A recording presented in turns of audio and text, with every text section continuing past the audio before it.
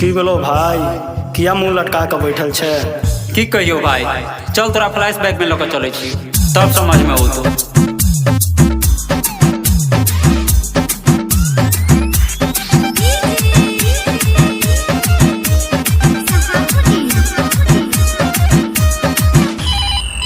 Hello कौन कौन हम बजे छी। कौन हम बजे छी। कौन अरे हम बजे छी। कौन हम बजे छी। कौन नहीं चिन्हे छी। नहीं चिन्है छी। नहीं चिन्हे छी। नहीं चिन्है छी। नहीं चिन्हे छी। अरे बाबा नहीं चिन्है छी। नंबर पर ओकरा हम केने छलिए फोन,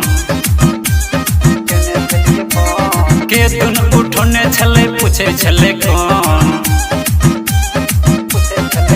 अरे नंबर पर ओकरा हम केने छलिए फोन, के दुन उठोने छले पूछे छले कौन। हाथ भेले ब्रेक त हम नंबर के लिए चेक, सही नंबर पर रंग रंग बजे छले कौन। हेलो कौन कौन हम बजे छी। कौन हम बजे छी। कौन अरे हम बजे छी। कौन हम बजे छी। कौन नहीं चिन्हे छी। नहीं चिन्है छी। नहीं चिन्हे छी। नहीं चिन्है छी। नहीं चिन्हे छी। अरे बाबा नहीं चिन्है छी।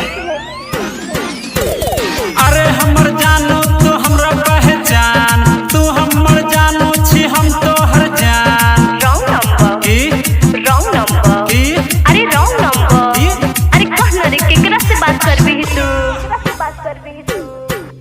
अपन बाबू से, ओहो अपन सोना से, अच्छा हमर जानू से। थप्पड़ लगतो तो दिमागे सही भ जेतो। भाई ई छौरी तौलू बनावे छौ, उल्टा सीधा कही क तोरा घुमावे अरे छे। एहन बात नहीं छे, हमरा से प्यार करे छे, एहन नंबर से रात भर ई बात करे छे। एहन बात छै त लगा ले फिर से फोन, देखे छियै साला उठावे छे कौन।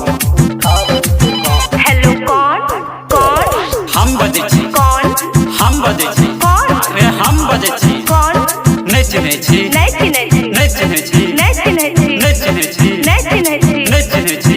अरे बाबा नहीं चिन्है छी। अरे हमर जान कनी हमर पहचान, तू हमर जानू छी हम तोहर जान। और भाई देख भौजी आबि रहल छौ, की मस्त बैंड फैन के झकाट लागि रहल छौ भाई। काइल जे भेल रहे राज खोले छियो, मम्मी बगल में रहे तैने बोलत रहियो। भाई भौजी एकदम सही बाज रहल भाई। कर साले बंद कर अपन लोड, हमर और एकर तू बीच में ने बोल। छोरू न जानू वहाँ किया खिसियाई छी, होटल में चलू समोसा लिट्टी खाई छी। अरे जो ना भाई भौजी एकदम सही कह रहल, तब चला जा। त चलू।